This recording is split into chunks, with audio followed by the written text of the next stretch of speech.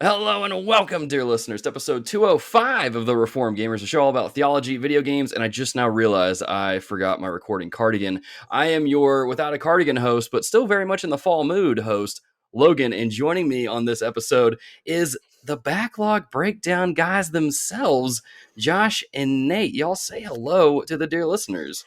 Hello, dear listeners. Wow. Wow.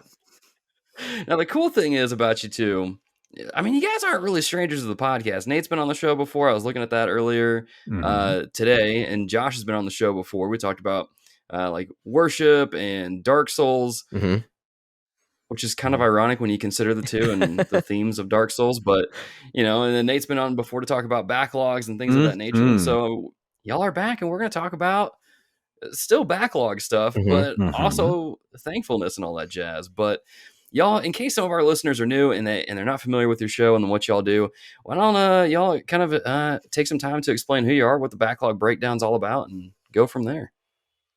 All right. Well, Josh, why don't you do the little tag thing? The tag. Oh, yes. So like we say at the end of all of our episodes, you guys keep eating down your backlogs and we'll keep breaking down the benefits.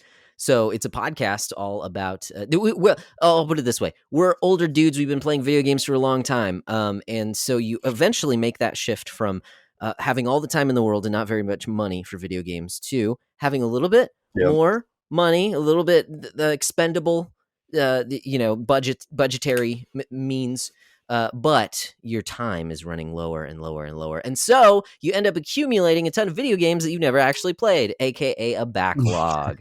So the Backlog Breakdown is about breaking down your backlog and beating it down and playing golf. Not really. That's just part of one thing that we do. We've talked about that before. But yeah, so playing the best of the rest.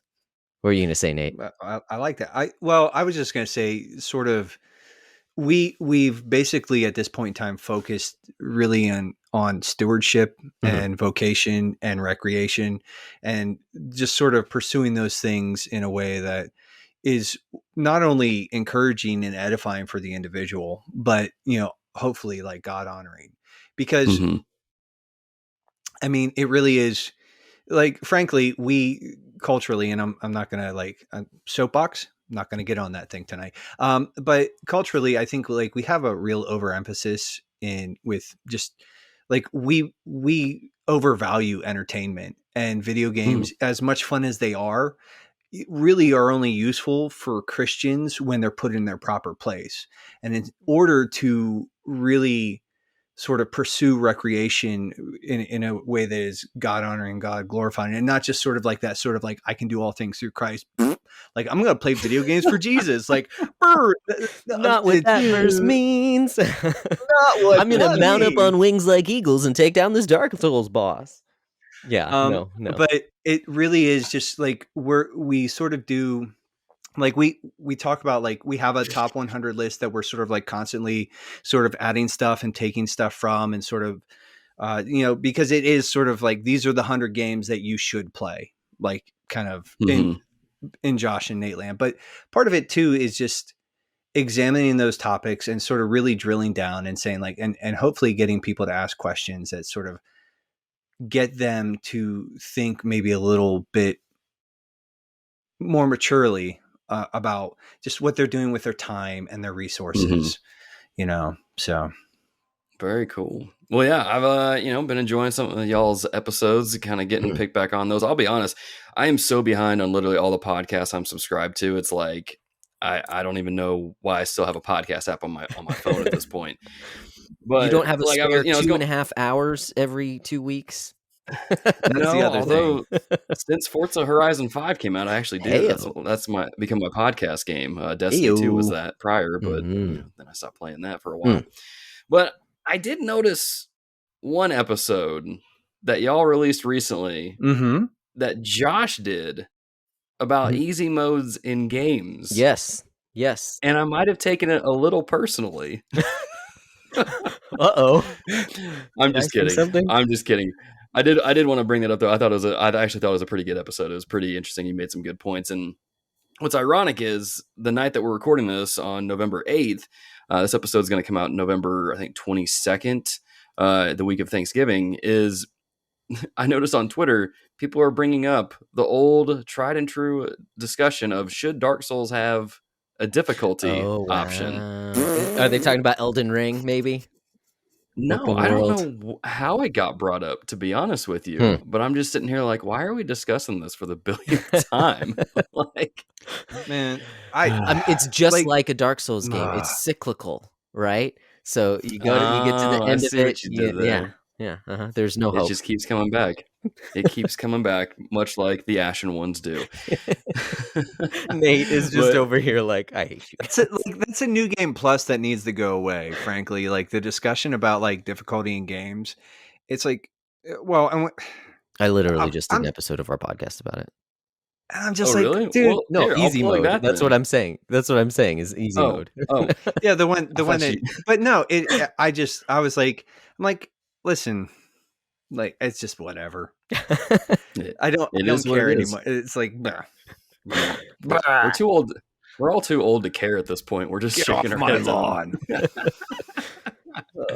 Oh man.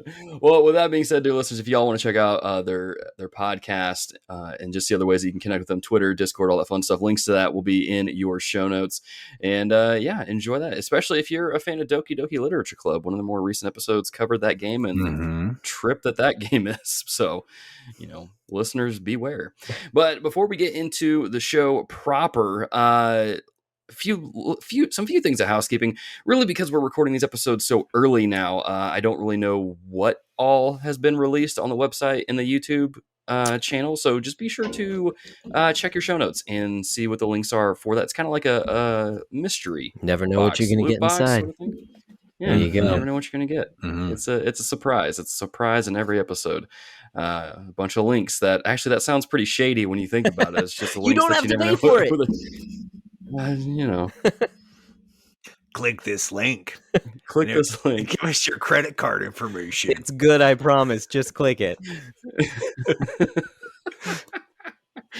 Oh man, I don't know where to go with that now. This is like the last episode where Jonathan was like, yeah, look, I'm recording in my closet. If you want a sneak peek of what my wife's wearing, oh, that's weird. It's like, okay. Words are hard. I don't even know why we have a podcast at this point. We're just saying random things and being weird. But let's make it weird.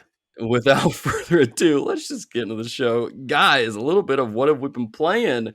Josh, let's start with you, man. What's something you've been playing, or a couple of things you've been playing from the look at the show notes? Yeah, so I as a dad of 3 kids, my gaming time is limited, and especially just here lately with lots of stuff going on in life, at work, church gearing up for Christmas stuff. That's always fun, but we had a bunch of stuff at the church go down, a bunch of upgrades and stuff, which is fantastic, but it's also a lot of late nights and things like that. I haven't had too much time to game.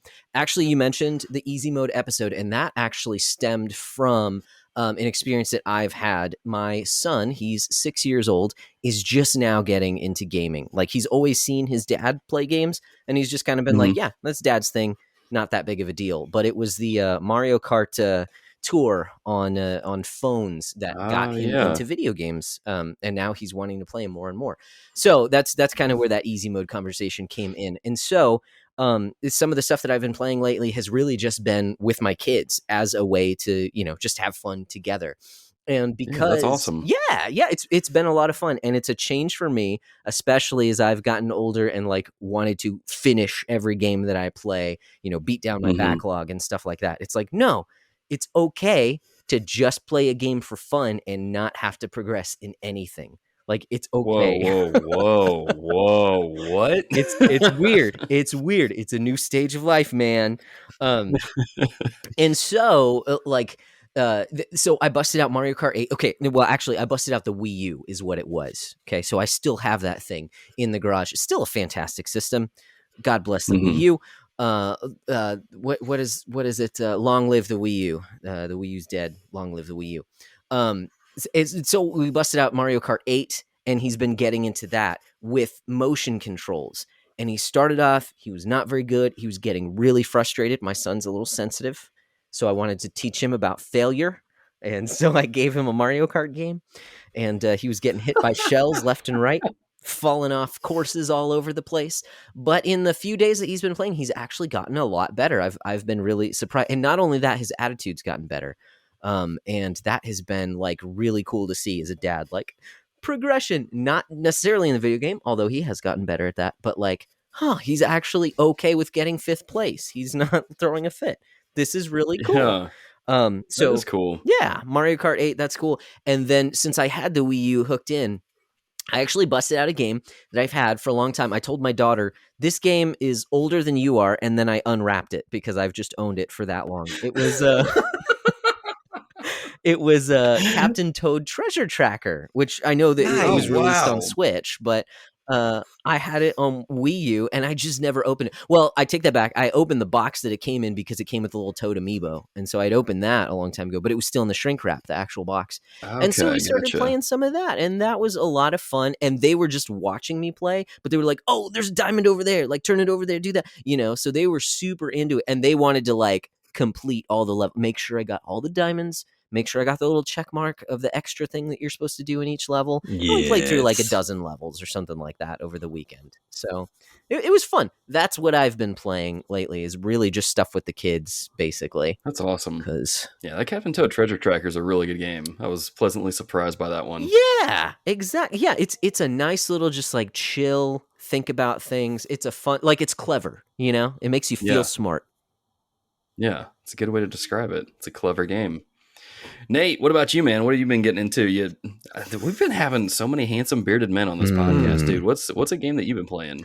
Josh, you're a handsome bearded man too. I didn't want to make you feel left out. My beer. Baptist trigger alert. But my beard is a little bushy at this point, so it's coming back. Great big bushy beard. Great big bushy beard. Sorry. I have zero sort of like, filter. Anyways, perfect for a podcast. We had like what's kind of funny is like you mentioned the Doki Doki Literature Club episode, and that was actually sort of like a last minute sub because we were going to play Dying Light for like every October we play a scary game and then we sort of break it down. Like we've done Dead Space, Silent Hill 2, Resident Evil 4, I think was the first year, wasn't it? Yeah, but we didn't actually record an episode on Shocktober. So we've like that's just sort of like one of the things we dip into, and we were actually going to do Dying Light. But then I started getting into Dying Light, Josh, and I was like, dude, we need to like really just spend way more time with this because there's way more of that game. Anyways, all that being said, I'm like deep down the Dying Light rabbit hole. I was squatting up with my brother and my best friend Parker.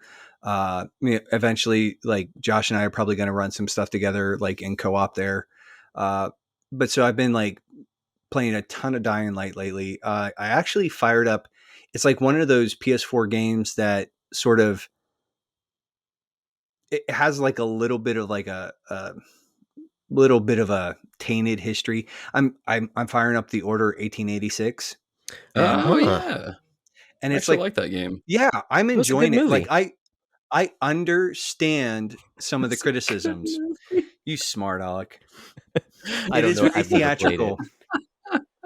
It's actually shot like you actually play it in like a very cinematic perspective. And I'm understanding like the criticisms. I'm enjoying the gameplay, but like, yeah, it's like one of those things like this is my first time with it. So I've been sort of dinking around with that. I don't really have a ton of thoughts. It's just like, it's cool so far. It's for a game that's, I don't know, 10 years old or however old it is, it's gorgeous. The visual quality on that game is just like, man, nice. It's one of the best looking things I've ever played. But then there's this really weird one, and I haven't been into it as much. It used to be a mobile game. It's called Sword and Sorcery, the Super Brothers game. It's like, it's weird. It's, I don't know how to describe it other than it's just a weird indie mobile game. It's on Switch. he's not eating. So there's not something in his mouth. It actually does have a W in sorcery. So when you search for it, is it really? Sorcery? Yep. It's sword and sorcery. Sorcery. Yeah. I feel like I could never play this game because words are hard enough as it is for me. So it's like I would easily fumble over those words. Yeah, it's like Super But Brothers yeah, LP something. Yeah. Yeah, it's like it's sort of like a concept game. Like it's one of those things. Jim Guthrie did the soundtrack, and so all of the sound design and music is by that dude. And okay. It's I don't know, it's old, but Yeah, I've had it forever, and I'm like, I want to play this thing, and I needed like a quick little burn. So fair enough. Yeah, that works. Well, as far as what I've been playing, I would talk about Legend of Zelda Skyward Sword, but I'm going to save that for my backlog update video because I did beat that game recently on the Switch, and I have a lot to say about it. I haven't formulated all my thoughts yet. I'm still kind of coming down off of the mountain of emotional frustrations with parts of the game. Okay. And so mainly a lot of the tedious repetition stuff in the third act of the game where I might as well just get into it. I brought it up already. Here we are. I was like, dude, you've already cracked the seal, man. Just like it's already there. So I'll just not talk about one other game on my list then. So here's the thing, and maybe this is just because I haven't played a quote-unquote classic Legend of Zelda game in a while, like Ocarina of Time, Majora's Mask, Twilight Princess, those kind of games. And well, I mean, classic is like, because I feel like I can't call it like, it's not old, but it's not exactly Breath of the Wild either. So how do I really describe this? And the best thing my brain can come up with is classic. And so, even though there's probably someone listening to this podcast shouting at it, going, "No, classic is the NES," right? But NES Zelda is a personal goat. Like I love. Oh, I respect it. It. It's hard, but I respect it. But Skyward Sword is just, and again, this might just be because I've forgotten how those Zelda games played before Breath of the Wild, but what frustrates me about the game, and I'm going to get into this without any spoilers, but I will spoil how the game is set up, is that there's the three main areas you go to complete your dungeons, and you get your items, and you continue the story. But then the game has you go back to those areas a second time, and it opens up a couple of them a little bit more, so you're not really doing the same exact thing, but you're still going to the same areas. And I was like, okay, that's a little boring, but I feel like I'm getting close to the end of the game, so maybe this won't be that bad. And then the game goes, hey, you need to go back to these three places again. And I'm just like, are you kidding me? Why do I need to go back here again in the same areas and fight the same enemies, hunting for this thing that's not really even just one thing. It's multiple things that I need to locate this one thing that I need to get to this one area that I need to get. But I can't just be given these things, even though the characters that hold them recognize that I'm like the chosen hero, but they still want to send me on these stupid fetch quests. And I'm like, you're driving me insane, game. Like I'm 25 hours in. I thought I was done. And it's like, no, you still have 10 hours of gameplay left. And I'm like, I hate you, Nintendo. I hate you right now. And so I'm trying to like calm myself down to where I'm a little more level-headed in how I approach it and talk about it. Because I know if I do it now, I'm just going to completely just trash the game. And I don't want to do that because Skyward Sword has some really cool things. And the story is probably one of the best in the series, especially with the villains. Like Girahim is probably one of my favorite villains in the series now. Because he's just so he reminds me a lot of Kefka from Final Fantasy VI. Okay, I can see that, and I just kind of love that. And so I'm gonna hold off on it and wait until I do the backlog episode on YouTube and talk a little bit more about it and share more thoughts in depth there. But it just the game broke me. Like I was texting some friends and told them like this game is gonna make me go back to therapy. Like that's how bad this game is. So. Yikes. So it is what it is. Twilight Princess busted me up pretty hard, man, just because. I remember Twilight Princess being a slog towards the end of the game because it just keeps going. But again, I want to go back and play that one because I'm like, maybe I'm misremembering it, or maybe I really did hate it, or Dang, Dude, I must have no. Stockholm syndrome because I don't remember either of those games. I'm pretty having sure big you problems do. like that. You do, Josh. The problems I had with Trust me, dude. Skyward Sword were those Gearham fights were super tough because of motion controls. I don't know if you're playing with motion controls on Okay. Switch. No, I played it with the stick, and it was stupid easy. Oh wow. Okay. Well, there you go. And then I also didn't like how you fight the same boss over and over again. That was I know which one you're talking annoying. about. But man, the story in Skyward Sword, like that ending cinematic, like I almost had tears in my eyes. So good. So I have a special place for Skyward Sword, even though I recognize it's lower in the pantheon of great Zelda games. But yeah, but I don't know. It is what it is. It is what it is. I'm curious. I want to have an episode where I have like just a group of people on to discuss the game and just see the variety of opinions that are collected in one episode. Yeah, because from what I've noticed, this game is pretty polarizing. Well, and it has that Zelda thing where as soon as it gets released, everyone gives it 10 out of 10.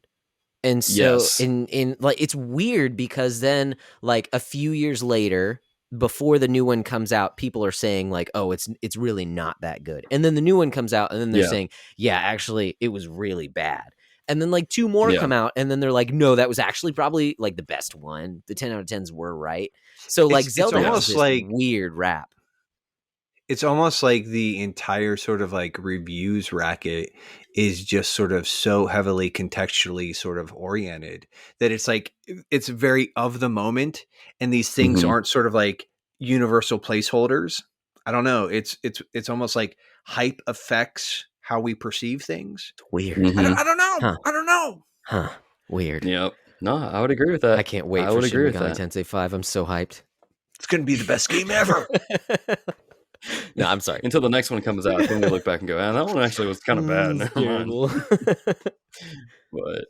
But no, one of the other games I did start playing, I'm going to skip Little Hope, and I'll talk about that on Backlog. But I started playing Forza Horizon 5, and I found out that people who buy the premium edition, which I normally do, got to play the game like 3, 4, 5 days early or something like that. So at the time of this recording, November 8th, I've spent an entire weekend playing Forza Horizon 5, and oh my gosh, this game is real. I mean, I've always been a huge fan of Forza Horizon. It's been one of my favorite racing games. And you know, that's the arcadey one too, right? Right, it's the arcadey one. The sim one is a motorsport, which I'm not a fan of, but that's just because I'm not into sim racing games. And yeah, it's really good. Forza Horizon 2 has been my favorite one. Well, it was my first and favorite Forza Horizon game in the series for the longest time. But now, the more that I play Forza Horizon 5, I'm like, this is more organized and focused and colorful and goofy and fun than the last two were, Forza Horizon 3 and 4.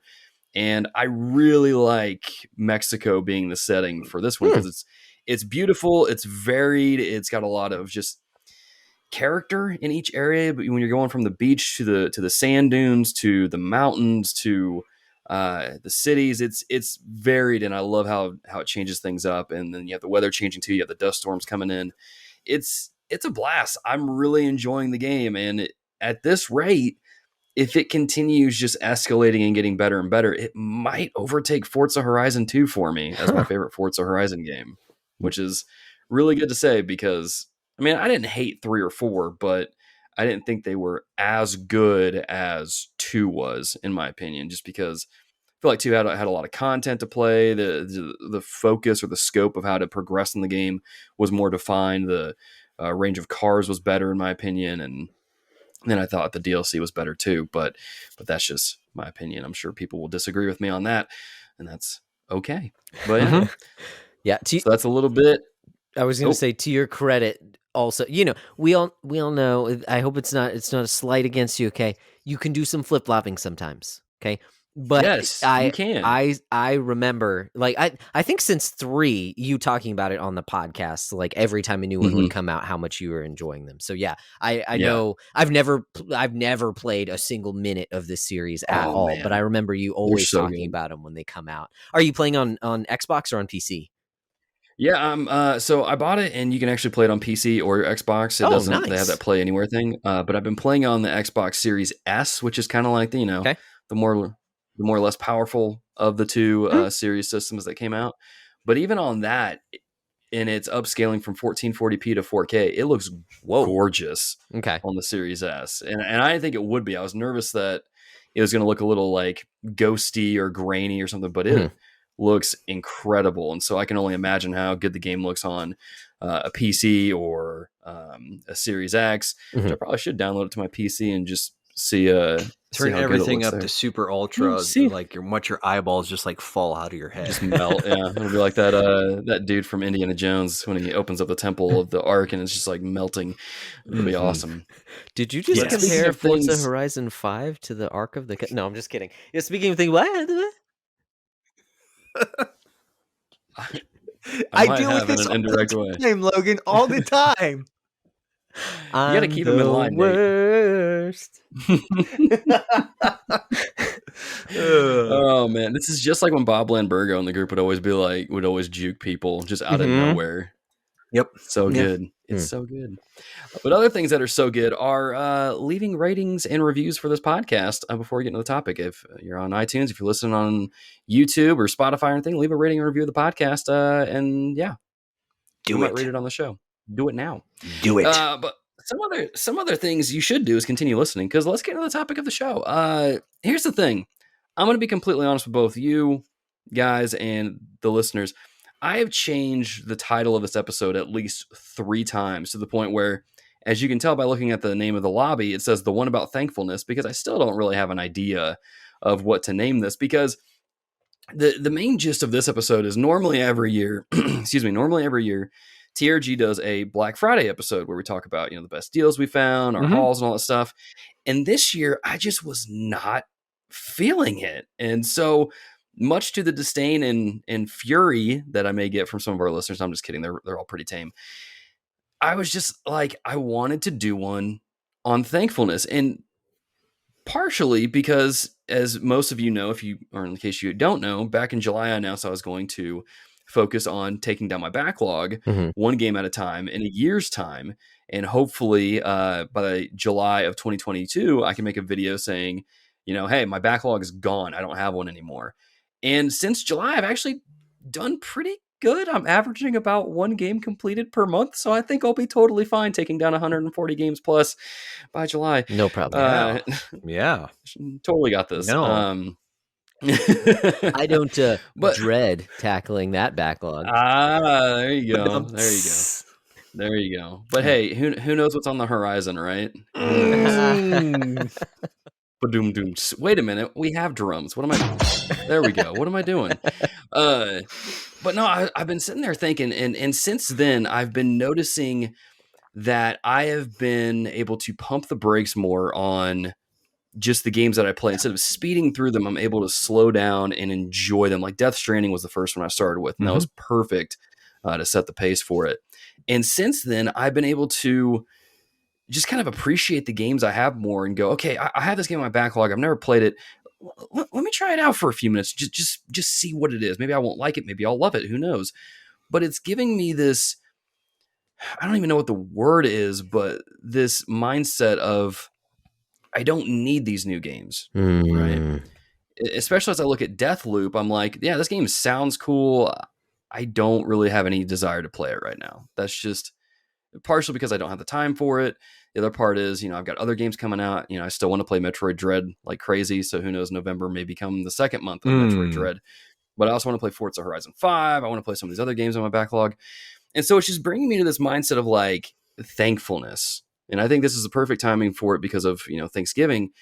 But I wanted to bring you guys on because your show is all about focusing on your backlog. What is it? You're going to say this slogan again, Josh. Beating down the backlogs and breaking down the benefits. Yeah. So let me ask you guys this. Let's start with this a little bit, kind of interview you guys a little bit. What made you guys choose to focus on backlogs, stewardships, and going in that direction for a podcast? I'm going to punt this one to Nate first because I've been able to reply first in a lot of them, and frankly, the podcast was Nate's idea. He just roped me into it. So Nate, okay.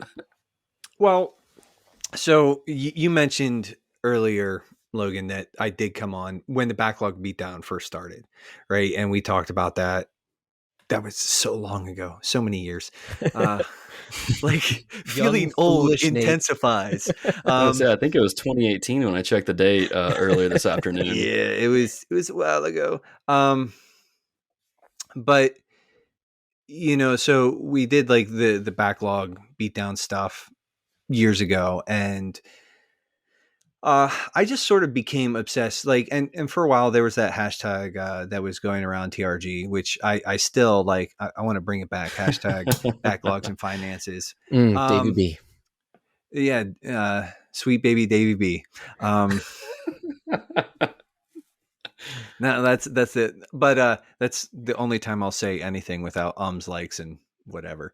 But I think they're just sort of like, I found myself sort of being really interested in sort of developing a healthy vocation or a healthy theology of recreation. And Josh and I we were sort of friendly, and he was in the Backlog book club and all that stuff. And I had listened to him and Sam do So Talk to Me. And I just sort of like pitched it. And I remembered the episode that you had him on for Dark Souls. And I was like, dude, this guy is a guy who like sort of is a little more intentional, is willing to like sort of like go down the rabbit hole. And so I just like sent him a message, and I was like, dude, I let me pitch you on something. And cause I wanted to do something for the book club that was like a little more intentional. Like, I mean, like, and part of it too is like, so we I don't know, but we just got onto it.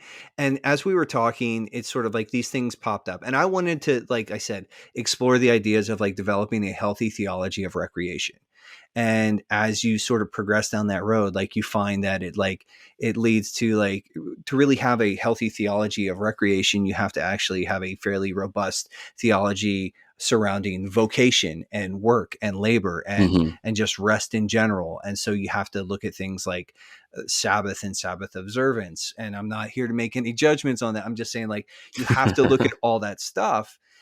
And then it got into just stewardship, because ultimately the thing is, this is a hobby, right? And so it's a good thing. Like, these are good gifts. And I just want to double back real quick. You said something, Logan, about like, you moved from like, I need to get this, I need to play this, I need to like, I get to do X, Y, and Z. Like, and that's critical. Like right there, man. Like, I want to touch on that. Like, if you're talking about gratitude, like I have to needs to be changed into I get to.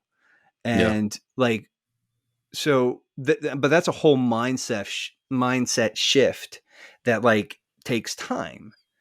Right. But it was like, I wanted to sort of like have a podcast where, because I think there's a wealth of that. It's like, like there's a wealth of sort of things to talk about, especially like using video games as sort of a lens to examine things like theology, and not just like theology proper, but like especially involving like recreation and vocation and again, stewardship, which is really just stewardship is just, how are you using your time and how are you using the things that have been given you? And so like, sometimes we talk about like personal health and like, just because all of these things is like, it's so easy for this hobby that I think we all love. Like, I love video games. I've been playing video games for going on 35 years, like 36 years, something like that. Like, basically I'm 40. I turned 40 this last year. Oh, wow, dude. Yeah, I'm an old man. Well, you sent me a birthday present, so stop it. I did, but yeah, I didn't. You didn't know I was that old. 40? I don't remember that. He just sees you here on camera and he couldn't believe it. I mean, to be fair, you don't look 40, man. You look more like my age, like in the 30s. That is good genetics and God's grace. But it's like, I've been playing video games like a long time, and you know, there's just so many things like, and just like, I came from a family. My dad is like, had like tried to instill a very healthy work ethic, and anyway, like the whole thing is like, this is just, a lot of this is just like me and Josh having these conversations where I'm trying to sort of like work through this stuff with with a sounding board, and just sort of like say and just ask the questions that are going to help me to, and hopefully help other people to really utilize, because video games are a gift, right? Like Right. they're for the most part, they're pretty inherently neutral. Like if they're perverse or whatever, that's a whole nother thing.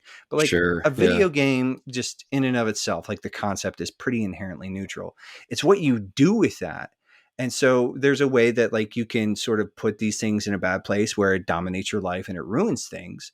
Or if they're used in their proper context, it's like, that's a piece of candy, or it's like, a little bit of like extra like topping on a sundae or whatever. Like it can be an accent point that actually helps to restore us. And so that's like, we have one of our other tags is really, really good at being bad at brevity. That is the TLDR version of the answer to your question. It's really just, we're trying to have these, like, we started out just wanting to talk like a little more in depth about like older games and just sort of some of the philosophical underpinnings. And then it's grown into this thing where we're really interested in just sort of a very holistic sort of picture of the hobby, especially when it comes to Christians, like, but specifically, like, we are almost like, and just one more thing, I'm a deacon in the Presbyterian Church in America. So I'm very concerned about, like, part of my whole, like, calling is to really look after the physical well-being of the people in my church. Sure. And so like part of that is like, I am sort of oriented towards that. And so it's like, we talk about like fitness, and I'm not going to sit here and be like, oh, I'm a super strong dude, but like, we talk about lifting, we talk about like, just like, because that's part of it too. It's like, these things aren't divorced. Do you guys talk about the Christian form of exercise, which is CrossFit? Terrible. You're just as bad as him. Take up your cross and lift your. No, I'm just kidding. Well, and if I could use an analogy that maybe is a bit apropos. I don't know if I'm using that word right. To the times that we see ourselves in. Right. It's Thanksgiving. We're talking about thankfulness here. You think of Thanksgiving, you think of gluttony and overeating, and I think of video games, and really, I mean, honestly, there is no better time to be a gamer, to enjoy video games, than right now, because you have a glut of video games available to you that are just like at your fingertips. Like when I was younger, and you only had NES and SNES, and of course you had Sega too. I didn't have Sega growing up. But you have a very limited palette, and so like you could enjoy the games that really, frankly, weren't that good, but you still like played them to death and you loved them, even though they're not that great. Now we live in a time, sort of again analogous to like food, where we can go to a supermarket and get basically any food that you want. This is something that like has not happened in human history until the last 100 years or so.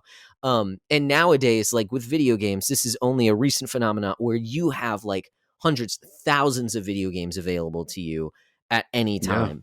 Especially if you just hop on Steam or the PlayStation Store, Xbox Store anytime. I mean, there's always games being added to those, and it just seems like it never ends. Exactly. And so, like, I would say an immature way to interact with that is just to try and intake all of it, right? You hear this game's great. Oh, I'm going to grab that. I'm going to put that in my cart. You grab the bag of chips and the Oreos and ice cream, and all those things have their place, right? Everything in moderation. But when you fill up on that and only that, and you're just like going for the next big thing, the next biggest hit, like eventually nothing tastes good. Like vegetables taste horrible to you, first of all, but then even the chips that you once loved are just like, you have to have those. That's your baseline, and you need something that's even more hyper palatable. And I'd say like video games are somewhat similar in that, like, I recognize that I have an enormous backlog of games that I had just been buying on sales and stuff like that. Oh, I've heard that game's good. I'm gonna download it and throw it onto the pile, kind of a thing. And it's like, our podcast, the question, the reason I bring all this up is the question was about like why we're talking about backlogs. Well, I recognize that I had a problem with that, and still have that tendency of like, oh, I heard that's good, I want it. Even if I can't play it now, I'll throw it on the backlog. And really, it's, if we see these things as good gifts, like, then let's enjoy them and stop like hoarding all these things, and just have a more healthy relationship. And like we talk about, like, we want to be good stewards of our time and our resources. Mhm. And so how can we do that with this? Like we say, it is a gift. I think it's a good thing, but in moderation, not in Right. gluttony. Because eventually, if you're just like, if you're playing video games 6 hours, 8 hours a day, I'm sorry, that's not healthy. I think I can say that. I think I can say that as like a baseline. Is that like a personal attack or something there, Josh? What do you Do you what play get them at? 8 hours a day? I don't know. No, Just- I teach 8 to 9 I hours mean, a day. I don't exactly, because I you're a mean- functioning adult. I have That done was that. maybe a low blow. Well, right, and I'm not saying But- that there's not like certain Yeah. I'm saying as a baseline, like if that is because you build up your tolerance to where like that is your normal, and so Mhm. it's no longer seen as like, oh yeah, I can be thankful that I have this thing, that I can spend time enjoying these things. It's like, no, I need it, and I recognize it like affects you- my relationships too. What was that? It's like you become numb and addicted to it. Yes, Mhm. exactly. And so I think Like, thankfulness is like the antidote to that, because then you Yeah. recognize that it's actually a good gift. You can be thankful for it and you can use it properly. So, anyways, Yeah. now climbing No, off my that's- soapbox. No, that's good. I think that would resonate with a lot of people, especially just even listening to both of you talk. Doing this show has brought me to that point several times where we would keep playing games, for the show or whatever. And I don't mean to make it sound like it's the listener's fault. It's not. Me and Adam are both 100% capable of our own decisions, but we would get in that mindset, and I don't even know if I'm speaking for Adam. I know I'm definitely speaking for me, but I would get to that point where nothing would really be fun anymore with gaming. I'd be like, I hate gaming. I don't want to do this anymore, Mhm. And that's kind of what happened over the summer, as I was waiting for school to start and getting prepared for it and doing all that. That's when I decided to focus on my backlog, partially because I was sick of seeing all these games sitting there and not getting played. Just thought that was stupid and it was a waste of money. And as I started slowly making my way through these games and just really trying to take these games in, I was like, man, these are really, really good. Death Stranding is a game I've never played anything like it before. That was really cool. Sekiro kicked me all around the house, the planet, whatever you want to call it, just kicked my teeth in. But it was super rewarding and it was different than some of the other Dark Souls games I played. And so it forced me to slow down and enjoy some of these games instead of trying to rush to the next one. And so that kind of brings me to this question here. Let's just be honest. Let's just address the elephant in the room. We all have a backlog to a degree.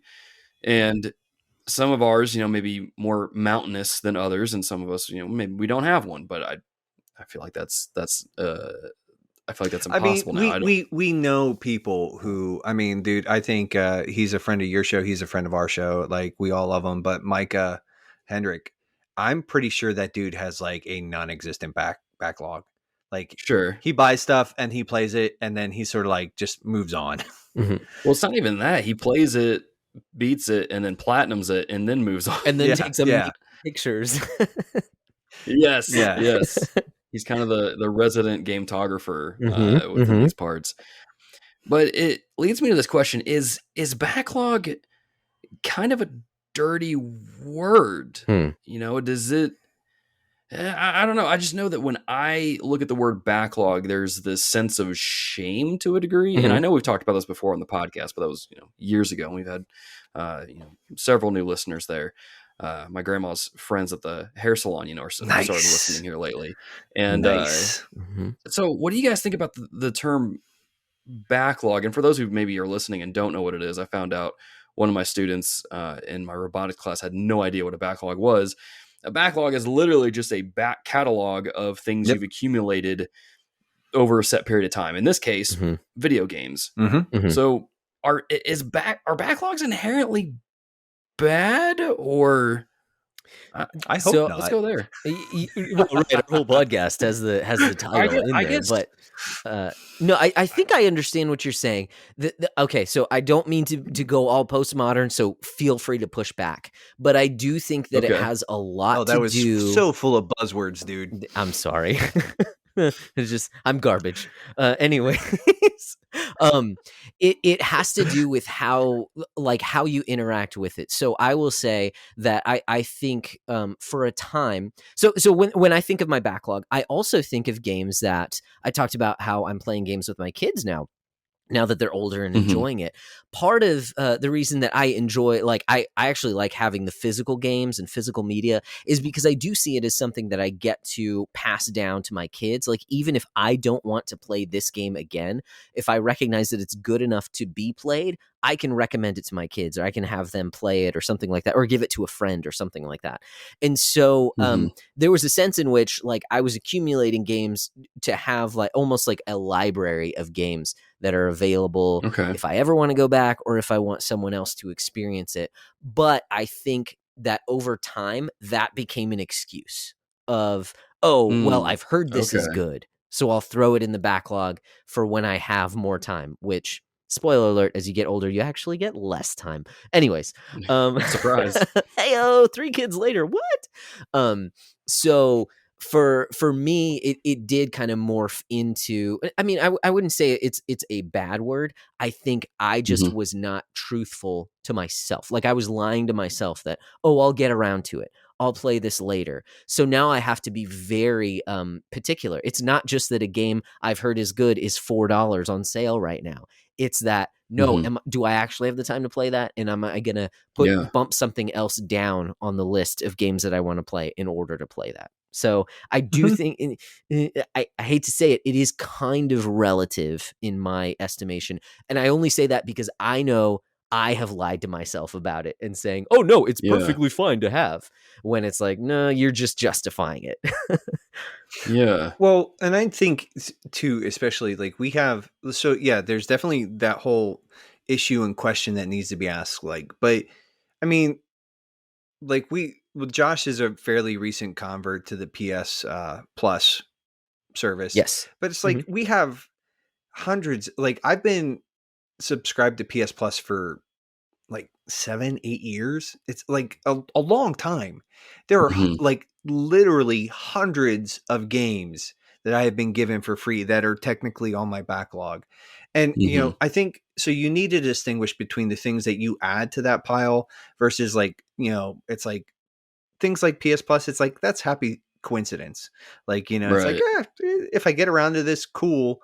I'm actually just paying, like, I mean, some of that is even like tempering expectations there. Like, so like with the whole thing is like, I hate to tell people this, like PS Plus, you're actually just paying for access to their servers to play online.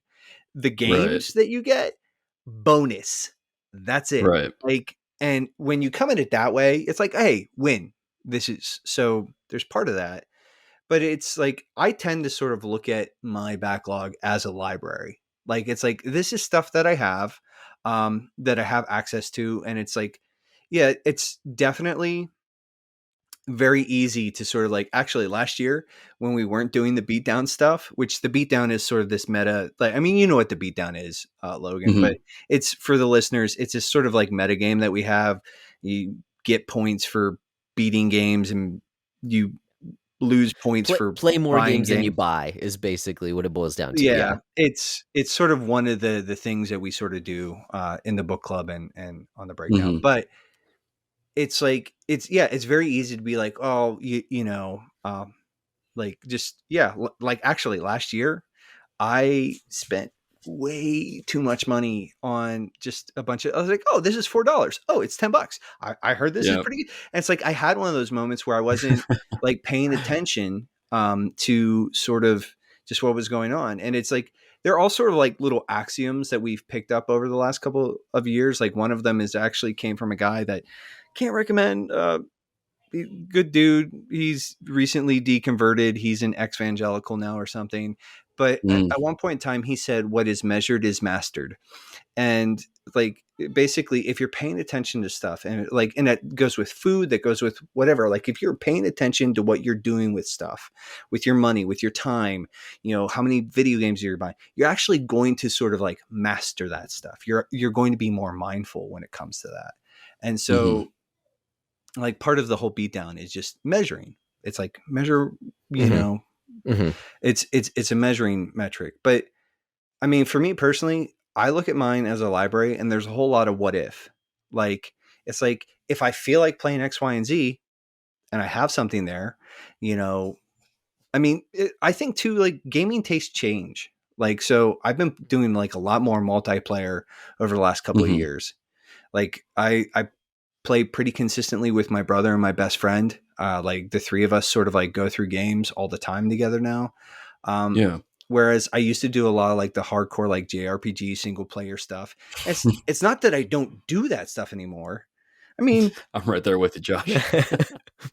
But it's like, dude, like, I think like Josh and I have sort of talked about Dragon Quest 11 is sort of like looming large right now. And it's like, the other thing is, like, we have a Discord and a Facebook group that help us sort of like pick through stuff, and like, oh, well, there's a bunch of the people in the Discord are talking about Dragon Quest 11 right now.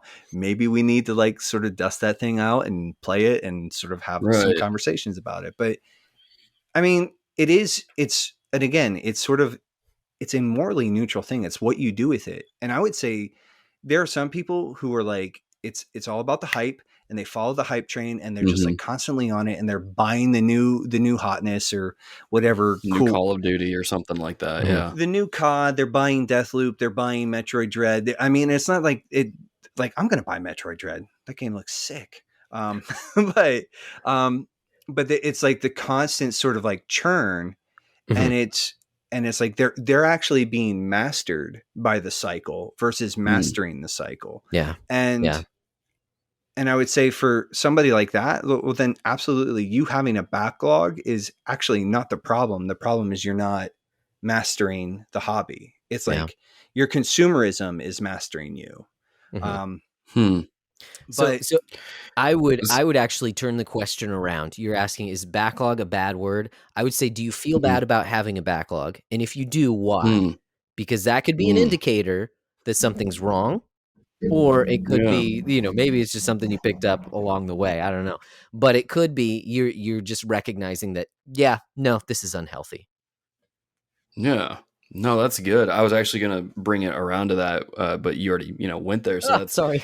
Good. No, that's good because, just sitting here listening to you guys talk about it, it really, and this kind of goes back to really, I was listening to my pastor preach this past Sunday about how, God really is more concerned about your heart and your motives behind the action rather than, because he's talking about tithing, which he said that he rarely preaches on, but he says that, God cares more about your heart and the intention and motives behind your giving rather than the amount itself.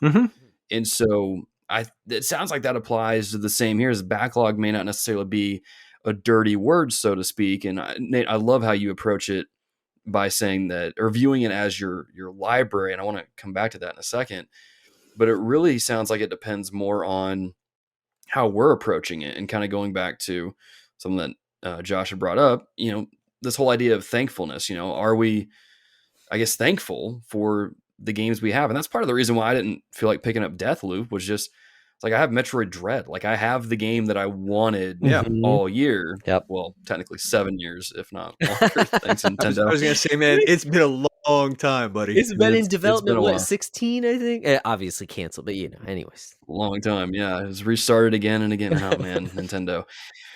And so, yeah, I just was like, I'm good, with what I have right now. I don't need anything new. There's been several games people have recommended to me. I'm like, that's cool. I'll add it to my wish list.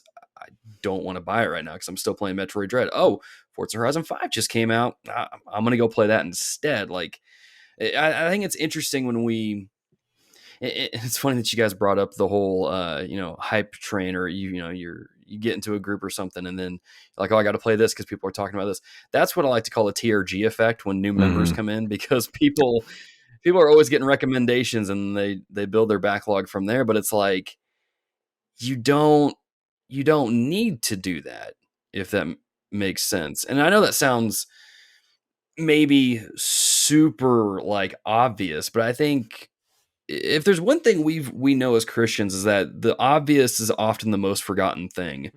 And sometimes we need to be reminded of that. And I think just even hearing that, listening to you guys talk about it, was good for me, and maybe it'll be good for some of our listeners as well. But Nate, like I said, I love how you view your backlog as a library? Because this was brought up a couple episodes ago. I can't remember if it was the one with John Harrison or the one before that, but you think about it, we approach gaming differently than we do movies and books, or at least I think we do, because when you look at people with collections of movies, you think, oh, that's a sweet collection. That's a sweet library. You look at people with books and like, that's a sweet literal library, or music or something. That's a sweet collection of music. It's great taste. But it seems like, and maybe this is just exclusive to our circles, I don't know, people will have to write in. But when people approach games, it's like, oh, it's a backlog. It's this bad thing. It's like, well, what if we just viewed it as a library of, things that we're collecting? Sure, but there's got to be that balance. Because Josh, you brought up there needs to be that balance of like, you can't really lie to yourself. If there's a problem, you need to address it. So I guess with that in mind, how would you balance that out? How would you be honest with yourself if there is actually an issue, like a spending issue or a what's the word? An envy issue or a hype issue or something like that. How would you guys balance that out?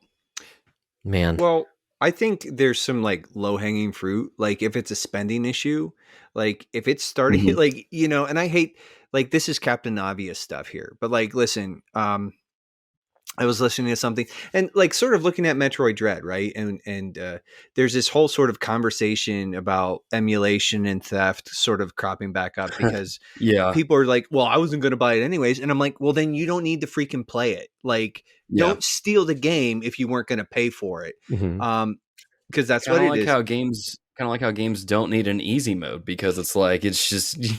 I don't know. I'm being facetious at this point. It's not if it's too hard for you, job. It's not for you. But it's like, listen, there are some like easy diagnostic questions that you probably ought to be asking sometimes, especially if you are sort of coming at the hobby where it's like it's actually like sort of becoming a bit all consuming. Like, are you paying your bills? Are you taking care of your responsibilities? Are your relationships being affected? Like, like, listen, we all have different priorities. Like, so for me personally, it's like, it goes my wife, my church, my outside family, my neighbors. And then, and sort of work falls into that sort of outside neighbors thing. And so as long as like those things are sort of in the proper order and I'm doing what I'm supposed to in regards to all those areas, like, cool, win-win. And it's like, and again, it's like, this is sort of like easy mode stuff. Like, if you can't pay your bills, you don't need to buy a video game. If you are having problems sleeping because you're playing too many video games, go to bed, put the controller down. Like, there's easy stuff where it's whoa there, Nate. Hang on a second. Do I need sleep? Is that what you're telling me? Well, yeah. I mean, it's like there's. I mean, dude, I'm not trying to get. And again, it's like I'm not trying to get on a soapbox, but like, slaughter that sacred. Go for it. Roast it. We are seeing unprecedented numbers when it comes to like mental health issues in this country. Like, and I'm not even just talking about like COVID stuff, but even prior to that. And part of that is due to like Facebook and social media and just people sort of living their lives vicariously online. But part of it is sort of, we become super consumers. We become obsessed with entertainment. And it's just like, so we're sacrificing like, oh, I'm going to binge this thing on Netflix and then I'm going to go sleep for 4 hours and then I'm going to go to work. And I'm like, dude, your body needs 7 to 8. Like, it's like, or I'm going to like, I'm not going to take care of myself. I'm going to get fat and I'm like, and kind of be overweight. I'm not going to exercise. And I'm going to give myself all sorts of like chronic, and I'm not trying to be nasty. I'm just saying, like, sure. Yeah. I know what you're if you are neglecting your personal health and not taking care of yourself because you're playing video games, don't play as much. Don't buy as much. Like, you have to like, if you don't have the time, you don't need to buy the game. Like, the easy diagnostic questions. Do I have the time? Do I have the money? Like, and if you don't need it. Like, don't add to it. Don't add to the pile. There are other questions though. And when you start to get into some of the nuanced stuff, it's like, man, like, I would really like ask the people around you. Josh and I have mentioned on the show several times that like we've had conversations with our wives where our wives look at us and, as being like the primary agents of our sanctification, they're like, yeah, you're playing too much. Mm. Like, so trust the counsel of like the people who are around you, your wives and your close friends, and if you have friends that like, and this is another thing, if you have close friends who aren't going to like call you on your crap from time to time, get better friends. Yeah, But that's true. Yeah. but And I pro mean, tip, you can find those in a church. So that's pretty cool too. Yeah. but I mean, there's so many things like I think, and we sort of touched on it earlier, is like anytime you find yourself in a like, and I'm not saying like anytime you have to like, I have to pay my bills. Well, yeah, that's an obligation. You're supposed to be an Right. adult, like happens. But moving from the I have to I get to, or I need to I get to, right? And so when you find yourself sort of being in that I have to play this or I need to do this, like do whatever it takes to get to the point where it's I get to do X, Y, and Z. And sometimes it Right. means cut it out. Like, I was just thinking about this earlier today, Josh. Normally every November we do something called Nearly Know Something November. Oh, that's right. And I totally forgot about it, but it's like just taking some time off. It started out as like No Screens November, then like No Okay. Games November or whatever. And it's, I would Movember. take no, bad Josh. Bad Josh. But it would start out as just like taking an intentional break or fasting from something, whether it's, again, social media, video games, television, whatever. But I think one of the things that's really helpful in sort of cultivating like an actual grateful heart is at times, what's the word I'm looking, abstaining from things. So it's like, if you're eating too much sugar and like, or too much junk food or whatever, like the answer isn't more junk food. The answer to how actually help you gain an appreciation is to take an extended break from eating any sort of junk and like actually sort of recalibrate your taste, using the sort of the diet and the food metaphor, like to actually do that. Sometimes the best thing you can do is just stop playing games. Like, honestly, if you like stop playing games or, and just do some other things for a little while until you can sort of be in a healthier headspace. That's good that you bring that up, because something I've noticed since starting this backlog journey is, number one, I don't need to play every day was a big one I had to kind of learn. Was like, oh snap. But something that's been cool about, this is the second thing really since starting this, is this new job. One of the classes I teach is digital art. One of my other classes is robotics. So we're building things, we're getting mechanical, getting into a little bit of engineering. So we're working with our hands and trying to figure out, how do we wire this better? How do we make this claw extend further? How do we make the grip tighter? How do we make the wheels work better or faster, have better grip, those kind of things. And what it's done is reawoken this part of me that I hadn't really gotten in touch with in years. I haven't done graphic design in I don't know how long. I've done some of it for the podcast here and there, especially in the early years, but never really anything to the degree that I'm doing now, where I'm teaching students, here's how Photoshop works. Here's some of the different tools you have. Let's, combine two different images and let's put some type in there and change the color up a little bit and do some cool things. And it's gotten me really creative to the point where now there's been a few days where I don't play anything. I've gotten into building model Gundams recently, which has been surprisingly cool. Nice. And which I can tell is already going to get super expensive if I'm not careful. Very much. But so. It's been fun to just spend an afternoon either working on digital art in Photoshop or Illustrator, or, even doing YouTube. I view that as a creative outlet now, where I'm not really so concerned with getting the views. I'm just trying to get better at the editing and making the thumbnails and, just trying to better myself that way. And if people enjoy it and they get something out of it, cool. But even taking an afternoon or evening to just hang out in the kitchen, build a model Gundam. My wife's hanging out with me, and she's like knitting or crocheting or doing something, and we're just talking and hanging out. And I'm like, this is really cool. And in some weird fashion, I'm able to enjoy the games more because I'm not. It's kind of like what Tyler Durden says in Fight Club. I know that's not exactly a Christian movie, but I'm going to bring it up anyway because it's applicable. But he goes on this rant at a certain point in the movie, and he talks about how the things that we own are actually owning us. Mm-hmm. And I'm like, man, that's kind of what this journey's been like. It's like, have I been letting my games, my backlogs, all that stuff own me instead of me owning them? Mm-hmm. And so there's part of the reason why I wanted. Oh, go ahead, Nate. And I'm gonna butcher this, but there's a bit of and sort of something like that. There's a quote, and I want to say it was either St. Francis or St. Augustine, talked about how God, like everything God gives us is meant to be used. And we use everything, but we actually enjoy God. And so, and part of the distinction there is like, part of what you're talking about is like, again, the mastery. Like, you were talking about like the whole thing with like sitting at the table, talking to your wife. And I'm going to look at you and I'm going to say like, dude, that's what you were made for. Like, that's the thing. Like, you were made for fellowship. Like, you were made like to be with people and to love and encourage and invest in people, to glorify God, to like you look at the two commands, right? To love God with all your heart, mind, soul, and strength, and to love your neighbor as yourself.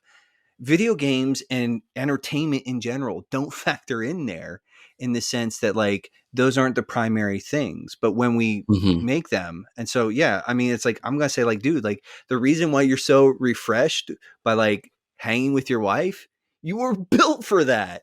Like, I mean, and it's like, and it's going to give you a greater appreciation of the sweet moments that, that video games can sort of offer. Mm-hmm. Yeah. I'm not trying to, that's my TED talk. No, it's really good because again, I think it's one of those things where, it's the most obvious things are the ones that are the most easily forgotten. Absolutely. And I think for something like that, it's something that resonates with me. I'm sure I'm not the only one listening to this podcast has probably been in that spot or is going through that spot or things like that. And, I mean, we all do. We all do in different ways. Yeah. Like, I mean, we all lose track. We all sort of like, yeah, we're all going to constantly, I mean, John Calvin, the human heart is an idol factory. Like, we're constantly sort of misplacing our priorities and turning good things into God things. And we talked about it on an episode a while ago, talking about addiction. Like, look, video games are addictive and they're made to be that way. They're actually, most games nowadays are actually made so that you would get addicted to them. So we have to be honest with that. Like, that doesn't make them inherently bad, but we do have to be honest that like they hit certain triggers in us. And so dopamine is a heck of a chemical. Exactly. And it's good and it's right in certain doses, but when your baseline of dopamine is like through the roof, well, then nothing is going to feel good outside of, when you're through the roof. So, I mean, that's just another part of it. But then when you lower, I mean, that's the amazing thing. I mean, like what you're talking about, when you lower your baseline, like, oh no, this is how like life is supposed to feel. I can be thankful for not just this one thing, but everything, like all the blessings in my life. And you kind of like reconnect to those things that, you were truly made for. And because a lot of those things too are hard. It's the long, slow climb of you're talking about relationship. Obviously, your relationship with God is that way. I mean, I look at God and I'm just like, man, I suck so bad. But he is such a great savior. So yeah, there's that. But then also like relationships, we're talking about wives as well. Like that can be a long, slow climb as well. And frankly, it can be boring and rote sometimes, but it's also in those times where it's like, no, this is awesome. Like even the ordinary is pretty, like this is a great, a great blessing that I am thankful for, when you're not just like totally hyped up on dopamine and you need like a ton of stimulation in order to function. So anyways, now I'm getting off my soapbox. Well, no, that's good. Something I kind of want to do, as we kind of start landing the plane here, I'm keeping an eye on the clock here. It seems like in summary, one of the best ways to maintain an attitude of thankfulness, or to just be overall thankful, is first and foremost, recognize that you don't have to play everything that's new, Right. or watch everything that's new, or read everything that's new, listen to everything that's new. The second thing is, and this is, I love that Nate brought this up, changing your shift in thinking from, I have to do this, to no, I get to do this. I get to enjoy this, or whatever it may be. But is there anything else? Well, no, I guess the third thing would be, the way that you enjoy the things that you want to enjoy is actually by enjoying the things that you were built to do. So those are three things that I'm kind of taking away from here. Is there anything else that you guys would add, or any other thoughts that you would have on this idea of thankfulness, or approaching backlogs, or libraries of games, depending on how you view it? So I would throw out, we talked about abstaining things from a second. I would just challenge whoever's listening to this to like go back to the drawing board. I would say, well, this is a bigger conversation of your life and your purpose and what God has you on this earth to do. That's a whole other conversation. But in terms of like just reevaluate the time that you're spending with video games, especially if you're chasing the newest and the greatest, which is fun. Don't get me wrong, it's fun. But something like, we're doing what we talked about, this beat down this year. So we're tracking how many games we're buying. We're tracking how many games we're completing and things like that. And frankly, I mean, you guys can talk to me in a few weeks, but I'm really looking forward to Shin Megami Tensei 5. There's a whole conversation there. I understand if that goes against your conscience, don't play it. But I'm really looking forward to it. And that's like the one game that's come out this year that I'm buying. Like I haven't bought any other new game. I've bought other games, but not like 2021 games. And I am really looking forward to it. Because I've limited myself. Like, I'm not going to buy like absolutely everything. So I'm really looking forward to this one. So I would just challenge you to kind of reassess the way your relationship with video games, but the way that you interact with it, and in your consumption. I would say reassess your consumption, because actually, if you limit it, those limitations are going to help you to be more thankful. Yeah. Right on, man. Nate, what about you? Any other things you would add, or any closing thoughts? I mean, Josh sort of like hit exactly stole it. Or pretty. No, I mean, I would just sort of say embrace sacrifice, like embrace the choice. Like, it's funny. I've sort of been thinking about like, I remember when the Bethesda acquisition was first announced, and people were like, and I'm not being super flattering, and I know this, but people were freaking out because like, oh no, I won't be able to play Bethesda games on my PlayStation. And I'm like, or ZeniMax or whoever. And I'm like, and you have phones. I was like, you have phones, don't you? That was Blizzard. Sorry. And I mean, it's still a funny bit, but I think I want, like, just at some point in time, is like, recognize that every choice that you make is going to be a choice against something else. And like, you don't like, frankly, embrace the sort of sacrifice, embrace the limitation, like just sort of say, like, be willing to sort of like make those calls. Because I mean, there's this whole other thing that I could sort of go down a rabbit hole, but it's like, I think that practically, like, I'm not a big fan of things like Game Pass for a lot of reasons. Not that I'm saying it's a bad thing, right? And it's like, for some people, that's the model that works. But I was about to be like, is that another personal attack at me, Nate? No. And it's like, I'm not even saying that I'll never use it. I'm just saying, like, I have questions about like the ways that it's like, I'm owed X, Y, and Z. Like, do not come at it as like I'm owed anything. Like, always come at it sort of like open-handed. Like, this thing, like, here's the reality. Like, hold these things sort of in their right place. This is a video game. This is not going to ultimately satisfy or fulfill you. So hold it with an open hand, enjoy the experience, or don't, and move on. Like, it's like, don't, like, give this thing the proper weight, I mean, Josh's stuff was much cooler. So just cut this all out. And I'm just what Josh said. We're leaving it in. No, but it's like, yeah, but just like put it in its proper place. Like, just say, like, hey, like, come to grips with the fact that this is just, it's a video game. Have fun with it and move on. don't put so much weight on, like, don't put so much weight on these things. Like, just, it's a video game. I don't know. Like, it's just like, well, no, that's good, man. I think it's a good reminder for us all, and even just me, it's, again, going back to, something I've come to realize with this backlog journey is playing video games is not the most important thing in my day. Used to think it was, but it's not. And so I think this is good I think this will be very helpful for a lot of people. If not, then it was just helpful for me. So there we go. But that being said, dear listeners, if you have some thoughts on this, or maybe this resonated with you a little bit, feel free to reach out to us in the different ways that you can connect with TRG. Links to everything will be in your show notes. Guys, before I let you go, I can't let you go just yet. Uh-oh. The show is not over just yet. Some recos. What are actually, hold up. I almost skipped right by this.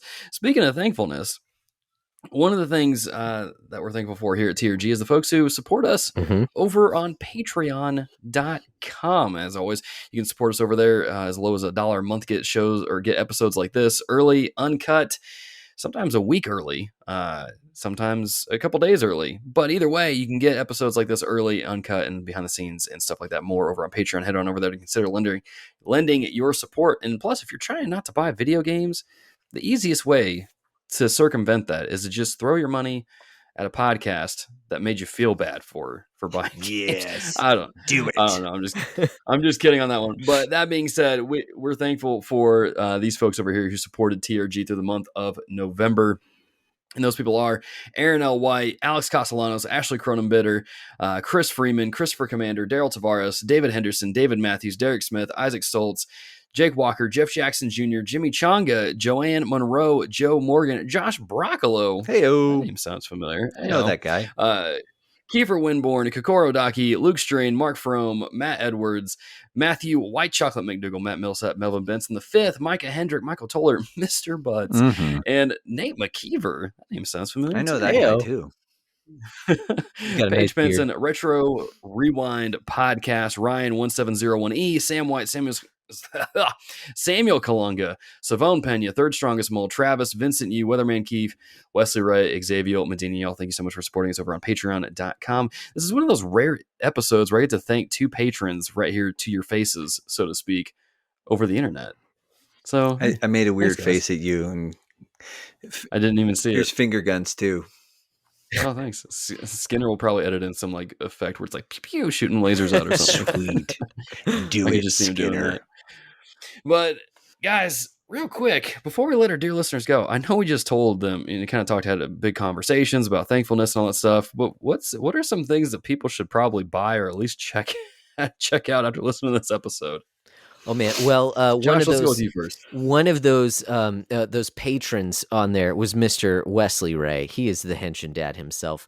I would be remiss if I don't recommend Ultraman in all of its very many forms. He's gotten me hooked on the entire series. It's been going in Japan since 1966. It's amazing. Check out Ultraman. The other one, because I'm a little bit of a weeb sometimes, is this anime. Well, it's a manga. It was an anime manga by the same group, the same two people who did Death Note, but very, very different than Death Note. It's called Bakuman. It is a manga about drawing manga, or an anime about drawing manga. It's a nice little slice of life, nothing too crazy, but there's definitely the thrills. It's just a fun. It tugs on your heartstrings. It was a fun watch. I finished through the entire anime. It's only 3 seasons. Check out Bakuman. It's a lot of fun. Right on. Nate, what about you? Man, I was really worried Josh was going to steal mine. We were talking about stuff. Some of the ideas that we were talking about were actually helped formulated by a book that Josh and I actually read and discussed with a guest a few episodes ago. It's a book called The Comfort Crisis by Michael Easter. It's really like a bit of a caveat. He writes from sort of a secular atheist sort of pantheistic worldview kind of thing. So there's a lot of the sort of like evolutionary mechanisms you can just sort of like sub in, like God designed people to, do X, Y, and Z. But it's a really sort of fascinating study and critique of the American obsession with comfort.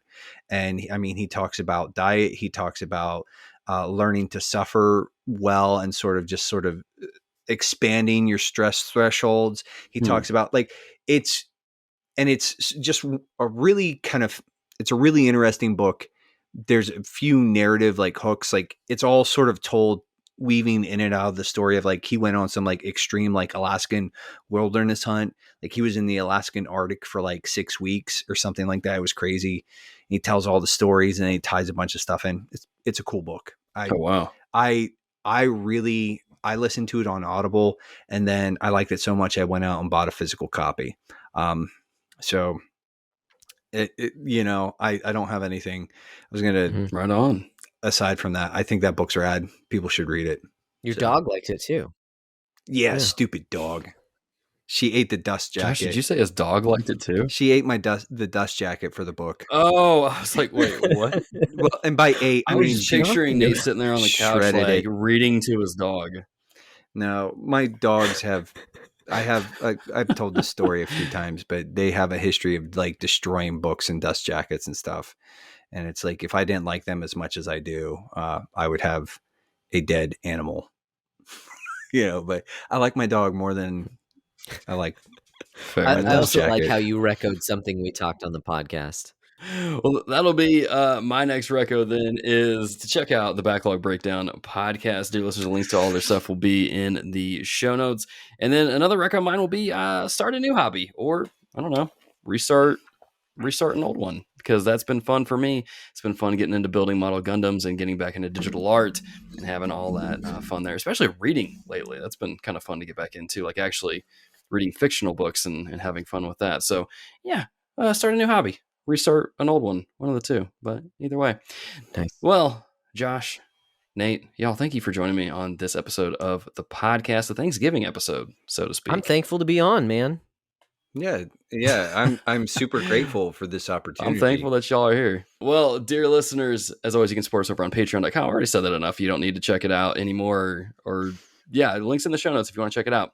As always, you can follow us on YouTube, Discord, Facebook, Twitter. Links to everything will be in your show notes. You can also head over to our website, which has show notes, reviews, news updates, things of that nature, and more over there. So links to everything will be in your show notes. With that being said, thanks again for listening to this episode of The Reformed Gamers. Y'all have a happy Thanksgiving, and be a dear. Keep it locked here. We'll see you in the next episode.